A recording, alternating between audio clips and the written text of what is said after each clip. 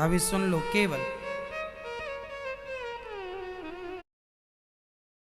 कुल मिला के बात ये है, मैं सारी यहाँ बेटियों से बात करना चाहता हूँ, बहुओं से।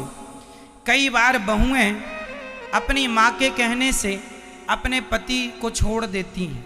माँ ने कहा तेरी ससुराल अच्छी नहीं है, पति लड़ता रहता, आजा हम जिंदा हैं, हम तेरा पेट भरेंगे।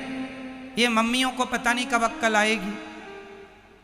बेटियां बताओ, आपसे सवाल है, बेटी अपने पति के साथ सुखी रह सकती है कि अपनी मां के साथ? ज्यादा सुख उसे मां दे सकती है या उसका पति? जोर से। एक स्त्री का मां के साथ रहना उचित है या खुद के पति के साथ रहना जायज है? कहां रहना चाहिए? बोलो मेरी मां। अरे सिर ना हिलाओ, बोलो मेरी मां। किसके साथ? नहीं निकल रही आवाज। किसके साथ? मां के साथ, पति के साथ। हर स्त्री की भलाई पति के साथ रहने में है, ना कि मां के साथ रहने में। तुम पति को छोड़ के मां के साथ, तुम्हें ज्यादा अपनी मां की गर्मी है ना कि मेरी मां, मेरे मायके में तो सब कुछ है। हम कोई भीख थोड़ी मांगते थे, हम तो 56 भोग खाते थे। तो तुम्हें भी 56 भोग तब तक ही मिलेंगे जब तक मां जिंदा है। मां मर जाएगी, कुत्तों सी जिंदगी जीना पड़ेगा। हाँ या ना? फिर इसलिए अपनी भलाई चाहती हो तो अपने पति की बात मानो, अपनी मां की नहीं। जिन जिन बेटियों ने अपनी मां की बात मानी, शादी के बाद उनका घर उजड़ा है। शादी के बाद लड़की को अपने पति की बात माननी चाहिए। यदि अपने माँ बाप की बात मानेगी तो मैं लिख के दे दूंगा स्टाम्प पेपर में, जो लड़की अपने माँ बाप की बात मानेगी उसका घर कभी बस ही नहीं सकता, चाहे वो कितनी भी समझदार क्यों ना हो। माँ बाप के हिसाब से घरों में बाग नहीं लगेगा, आग लगेगी। इसका एक जीता जागता मैं उदाहरण दे सकता हूं आपको, कहो तो दे दूं? दे दूं? तो सुनो, ये कथा मैंने एक दिन सुनाई थी, पर इस मुद्दे पर नहीं सुनाई, इसलिए इस मुद्दे पर दोहरा देता हूं। महाभारत का युद्ध एक लड़की के पिता के कारण हुआ है।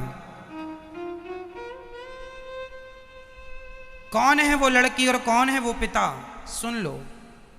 महाराज शांतनु मत्स्यगंधा पर मोहित हो गए। कथा हमने सुनाई थी, केवल स्मरण कराएंगे आपको, समय पूरी सुनाने का नहीं है। केवल इतिहास से हम आपका परिचय कराएंगे कि जिस लड़की ने अपने माँ बाप की बात मानी उसके जीवन में परिणाम क्या हुआ। महाभारत की जननी कौन है आज मैं आपको स्पष्ट कर देता हूं। भीष्म पितामह गंगा पुत्र हो चुके थे। शांतनु का एक बेटा था, 14 साल की उम्र थी। भीष्म पितामह की उम्र कितनी थी? 14 साल का छोरा था भीष्म पितामह की उम्र। ये गंगा पुत्र थे। शांतनु गंगा जा चुकी थी, अपनी पत्नी के वियोग में ये तड़पते थे। एक दिन एक महिला इन्हें मिल गई, बड़ी सुंदर थी, उनसे विवाह करने का मन हुआ।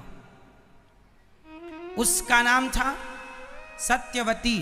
मत्स्यगंधा भी कहते हैं, योजन गंधा भी कहते हैं। कई योजन तक उनके शरीर से खुशबू निकलती है, इसलिए योजन गंधा भी कहते हैं। ठीक है, मछली की गंध आती थी इसलिए मत्स्यगंधा भी कहते हैं। सत्यवती नाम है। सत्यवती एक केवट की बेटी थी, कथा हमने उस दिन विस्तार से सुनाई थी। तो केवट मतलब लड़की का बाप। चलो, अब लड़की का बाप चला हस्तिनापुर। हस्तिनापुर में महाराज शांतनु राजा थे। शांतनु तो अंदर थे। भेंट हो गई भीष्म पितामह से। उस समय भीष्म पितामह की उम्र कितनी थी?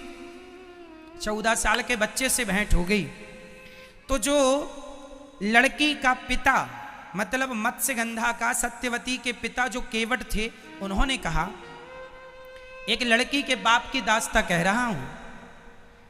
उस व्यक्ति ने कहा, लड़की के पिता ने कहा कि कहो कुमार, राजकुमार, तुम्हारे पिता का दिल मेरी बेटी में आया है, शादी करना चाहते हैं।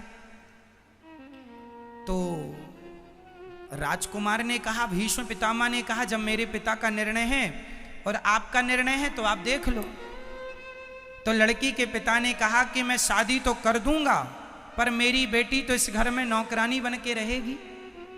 क्यों क्यों नौकरानी बनेगी? भीष्म पितामह ने पूछा।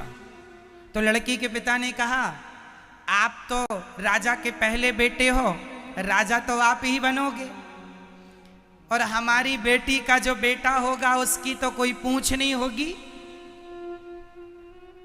तो भीष्म पितामह ने तुरंत प्रतिज्ञा की, मेरे पिता की खुशी यदि इस महिला से है तो मैं आपको वचन देता हूं कि मैं कभी विवाह नहीं करूंगा, मैं कभी विवाह नहीं करूंगा, और इस गद्दी पर आपकी बेटी से उत्पन्न हुआ बेटा ही बैठेगा। ये देवताओं को साक्षी मानकर 14 साल के बेटे ने प्रतिज्ञा कर ली। इसी का नाम है भीष्म प्रतिज्ञा। अब सुनो, सत्यवती के बेटे हुए, उनके कोई संतान नहीं हुई। फिर संतानें व्यास जी के द्वारा हुई। धृतराष्ट्र, पांडु धृतराष्ट्र बैठे सत्ता पे और धृतराष्ट्र को पुत्र। यदि भीष्म पितामह उस गद्दी पर बैठते तो महाभारत का कभी युद्ध होता?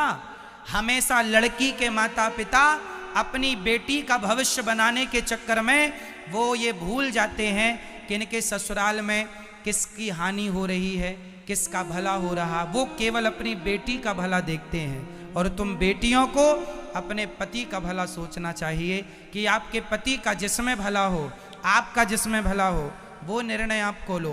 क्योंकि ससुराल पक्ष, जो मायका पक्ष होता है, वो हमेशा एक ही तरफ से वो निर्णय